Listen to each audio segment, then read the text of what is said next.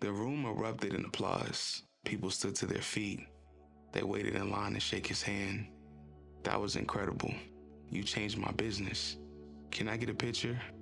For almost an hour, everyone wanted 5 minutes of his time. Then he drove home, unlocked the front door, walked into a quiet house, saw his son's backpack already packed for school, his favorite pair of sneakers by the door, the hallway light still glowing. His wife whispered, "He tried to stay awake for you, but he couldn't." It felt like the whole world celebrated him tonight, and the little boy that he was building it all for never saw it. His business kept getting bigger. His son kept getting quieter. Nobody noticed, not even him. Every empty space on his calendar found another customer, another opportunity, another flight, another meeting. His child was expected to fit inside whatever was left. At first, his son still asked, "Dad, come outside. Hey, Dad, come watch this. Dad, can you help me?" And then one day, without anybody announcing it, the invitations became fewer. Not because he stopped loving his father, he just stopped expecting all of them. Children don't stop reaching because they stop caring. They stop reaching because reaching starts hurting.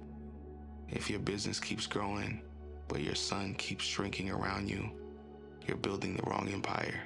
Because no empire is worth ruling if your children feel like strangers inside of it. Your children will never ask you to choose them over your dream. They'll simply learn where they fit inside of it. The lie is that the people who need you the most are the people paying you. The truth is that your greatest assignment was never to impress the marketplace. It was to shepherd the little people God entrusted to you first. Because one day your clients will find another expert. Your children will never find another you. After Jesus restored Peter, he didn't ask, "How many people followed you?" He asked, "Do you love me?" Then he said, "Feed my sheep." Before God measures what a man builds, he watches who a man tends. Before he entrusts a man with influence, he watches what he does with the people already under his care. For many fathers, that first flock has been waiting inside of their own home.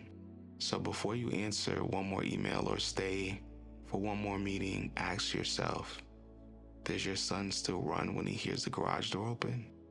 Does your daughter still believe you'll stop what you're doing to hear her story? If your success disappeared tomorrow, would your children remember your achievements or your presence? Because your children are writing their childhood right now. The question is, what role does your calendar give you inside of their story? Don't wait until your success can finally afford the relationship it accidentally cost you. If this challenged you, share with another father who's working hard to build a future he doesn't accidentally miss.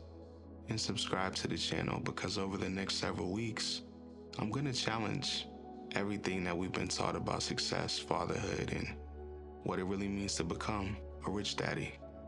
My name is Spence Harris, and I'm the daddy's coach. From hustle to home, this is Fatherhood Rebuilt.